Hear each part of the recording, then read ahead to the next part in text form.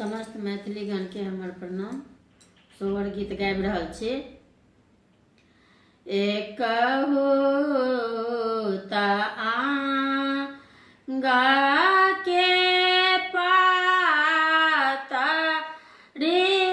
दोसरा कुसुम रंगा रे ललना रे ते सारा ही पिया के दुलारो दारा दा को नासा बारे लाला नारे ते सारा में पिया के दुलारो दारा दा कोना सबारे सासु मोरा सुता ले भाना सगा राना दो को बारागा अरारे लालना रे हुने प्रभु सुतला मंदिर गाड़ा केने काजा गाए बा रे लालना रे हुने प्रभु सुतला मंदिर घड़ा केने काजा गाए अरे अंगना बाहरी ते तो चेरिया कि तू ही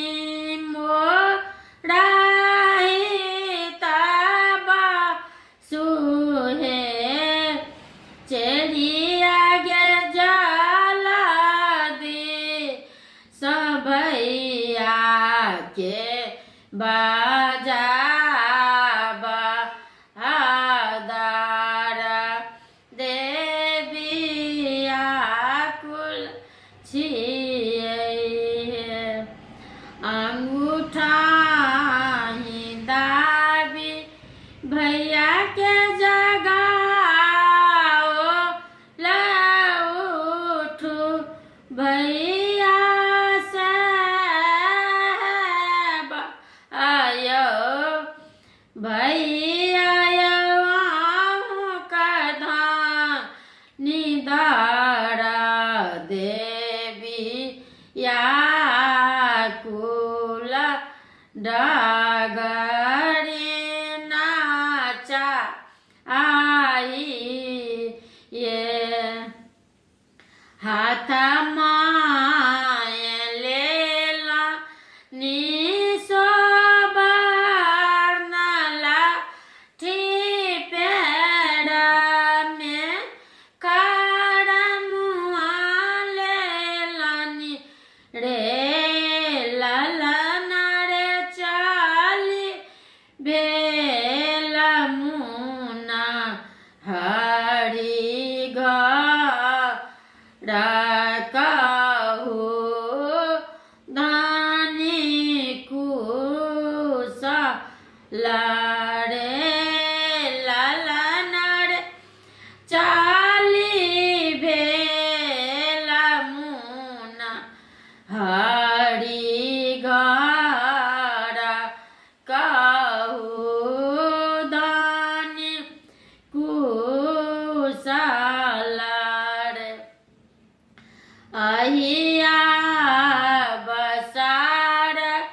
पिया के पाग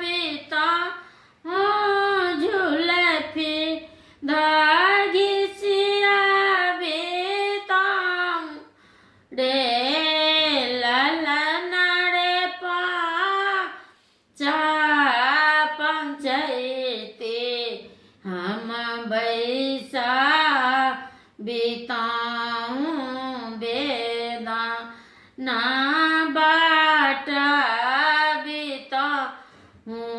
रे लाला नार पांच ती हम बैसा बीताऊं बे दाना बाटा बीताऊं रे लांगा के फूल आना बाए दे बाजीरा सा छिटाए देबा हे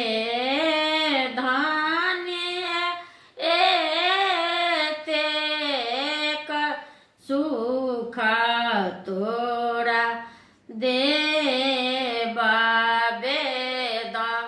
ना कोना बाटाबा हे धानिए ते सुखा तोरा